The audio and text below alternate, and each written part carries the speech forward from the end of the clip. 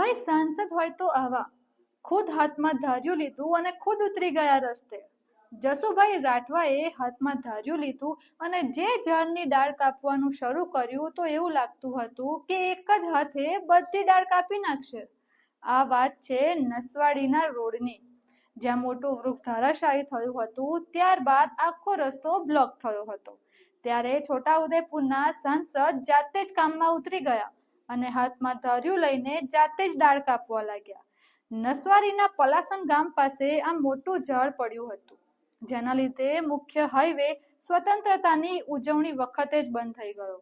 અને જ્યારે નસવાડી આવેલ સાંસદ પરત ફરી રહ્યા હતા ત્યારે આ વૃક્ષને હટાવવાની કામગીરી તેમણે હાથે લીધી અને વૃક્ષને રસ્તા પરથી હટાવવાની કોશિશ કરી હતી. તેમની સાથે બીજા અન્ય પોલીસ કર્મીઓ પણ જોડાયા.